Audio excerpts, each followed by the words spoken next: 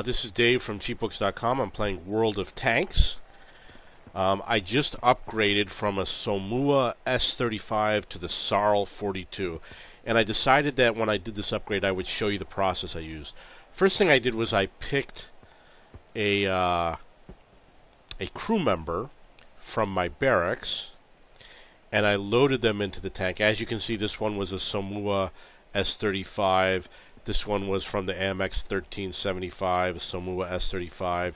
This one was from a tank destroyer, the S35.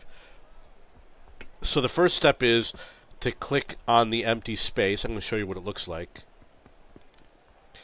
It'll look like this, and you click over here and you pick each guy.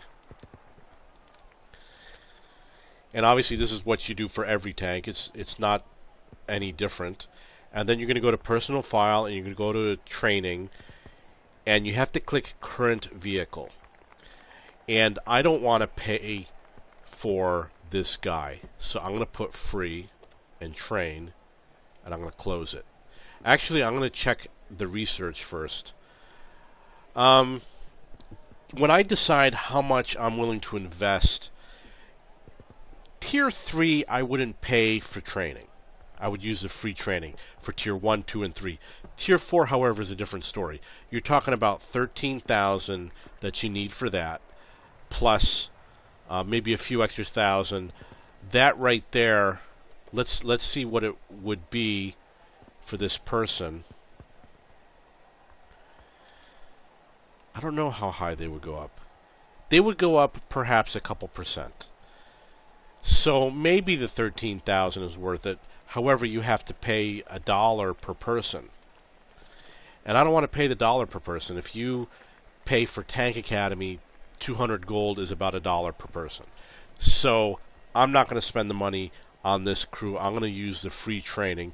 And keep in mind, if you don't know what to do, pick the free training. And the reason why is because you can always train him, and then you can always select that and train him and pay the $20,000. So my advice, use the free training. And unless you're gonna, if you really want to do it properly, it doesn't make sense to do the halfway training. You either want to go all the way or not. So I'm going to train all of them with free training. Hit current vehicle, free training. And then I'm going to do the last guy. Training, current vehicle, free training. So that's the first process that you go through. Excuse me. The next thing you want to do, don't go into service yet, because you might load it up with ammunition that yeah, don't do that. You don't want to go in and do your ammunition, and the reason why is because you might be able to put a better gun on.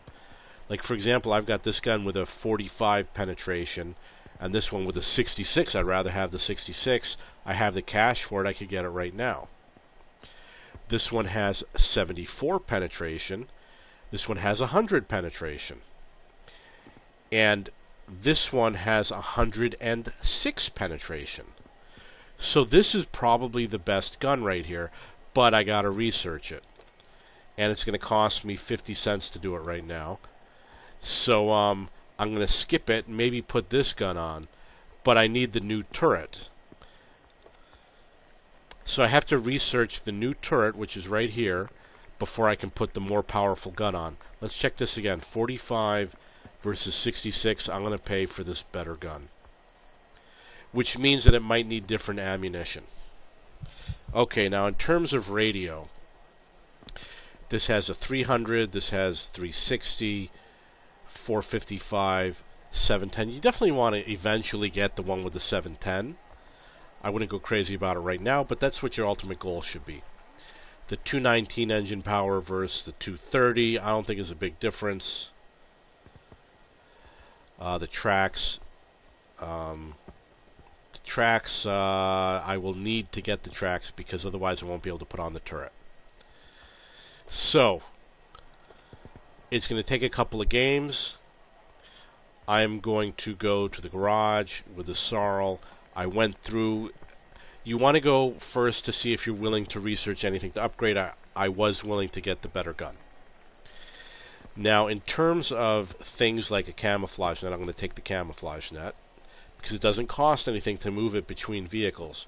In terms of other equipment, I'm probably not going to put any of the other equipment on. But I highly recommend coated optics. And maybe the tank gun rammer, depending on how long. You know, if you have like a heavy tank, you probably want the tank gun rammer. Or if you have an SPG. So, anything with a rapid fire gun or a little tiny gun, you probably don't need it. So that's ready to go. I am going to repair automatically. I'm going to resupply my ammunition. You'll notice that it only takes 69 rounds, while the last gun took 118 rounds. I'm going to resupply my consumables. I'm going to use the small repair kit. I'm going to use the large repair kit. I'm going to pay with silver. And I am going to use the first aid kit.